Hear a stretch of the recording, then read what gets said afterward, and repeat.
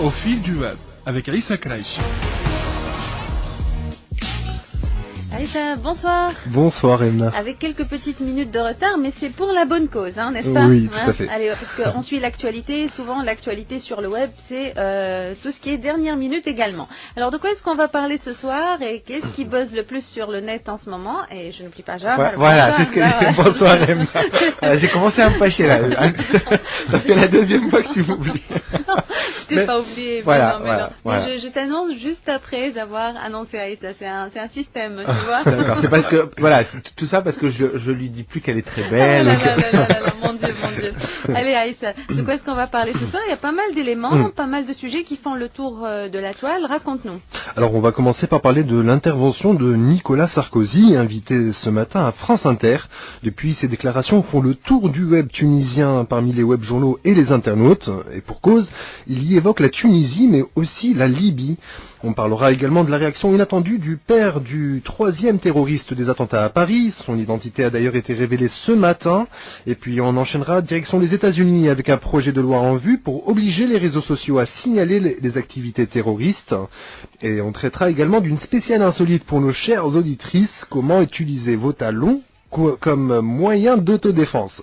Et pour finir, le titre coup de cœur de la soirée, vu sur un web journal tunisien, je vous en dis pas plus. Ça marche, on va commencer par le commencement. Aïssa, cette intervention qui fait parler d'elle sur le web, il s'agit de Nicolas Sarkozy, invité ce matin sur France Inter. Je pose directement la question à Joël. Est-ce que tu as pu visualiser l'intervention de Nicolas Sarkozy? Écoute, j'en ai écouté quelques extraits, mais Nicolas Sarkozy, c'est du Nicolas Sarkozy. On y reviendra. D'accord. Aïssa? Ce Sarkozy qui fait encore parler de lui, selon lui, les destins de la Tunisie et de la France seraient intimement liés. Jusque-là, ça va. Jusqu'à là, ça va. Une info, en tout cas, sur laquelle le Huffington Post n'a pas mis longtemps avant de s'en emparer, spécialement avec ce titre qui sort du lot, je cite, « Si Tunis s'effondre, c'est nous qui jouons notre sécurité ». Et on vous laisse tout de suite écouter un extrait.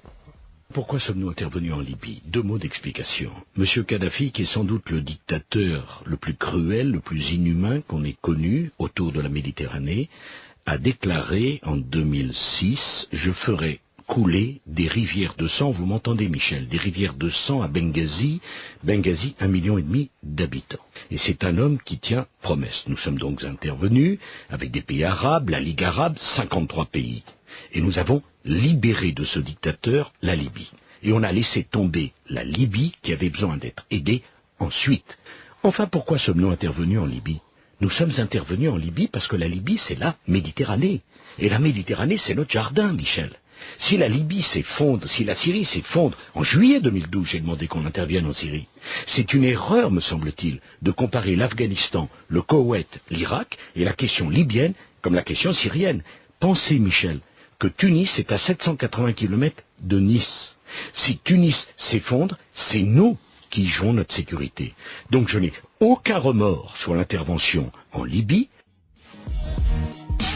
Voilà, c'était là donc un bref extrait de l'intervention de Nicolas Sarkozy ce matin sur France Inter, Aïssa, n'est-ce pas? Tout à fait. Alors on rappelle que depuis l'intervention étrangère en Libye, le pays est plongé dans le chaos, notamment avec des combats quotidiens meurtriers entre groupes armés rivaux et 2 autorités se disputant le pouvoir. Et comme si ça ne suffisait pas, le groupe djihadiste État islamique s'est implanté dans le pays. Il a d'ailleurs profité du vide politique et de l'insécurité permanente. Alors si, comme le dit monsieur Sarkozy, la Libye c'est la Méditerranée, et la Méditerranée c'est son jardin, alors vivement qu'il arrête de faire du jardinage, et cela pour le bien de tous.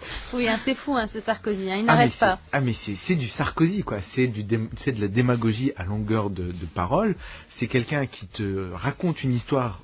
Tu commences à comprendre l'histoire du début, dès que tu arrives à la fin, tu as oublié ce qu'il a dit au début.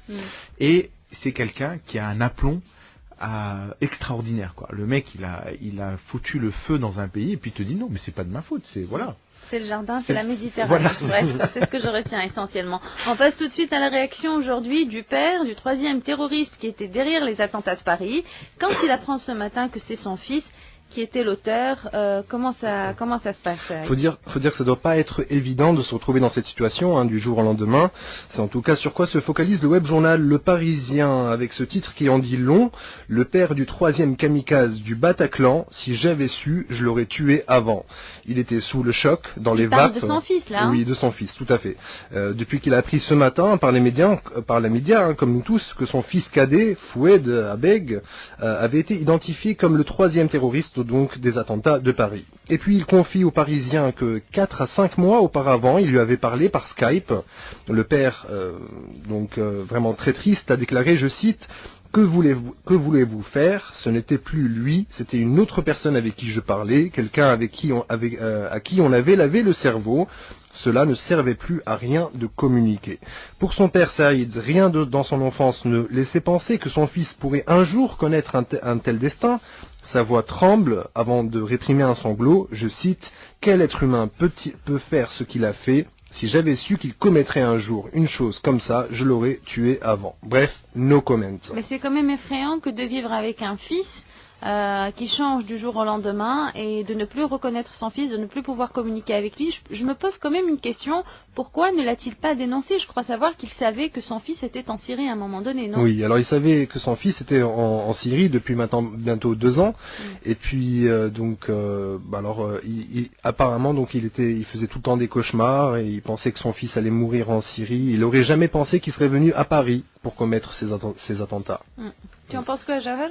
Ben écoute, moi je trouve ça terrible parce que et ce qui est terrible, c'est que l'État islamique apprend à ses combattants à se fondre dans la masse, à ne pas à faire paraître qu'ils vont faire des attentats.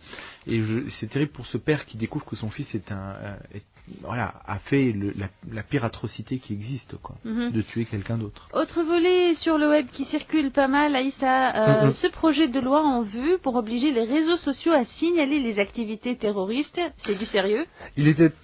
En tout cas, selon certains, il était temps, et c'est nos libertés qui vont en pâtir, diront d'autres. En tout cas, c'est ce que titre le Huffington Post, qui rapporte que 2 sénateurs américains ont déposé hier en fait une proposition de loi pour obliger les médias sociaux comme Facebook ou Twitter à avertir des potentiels comportements terroristes.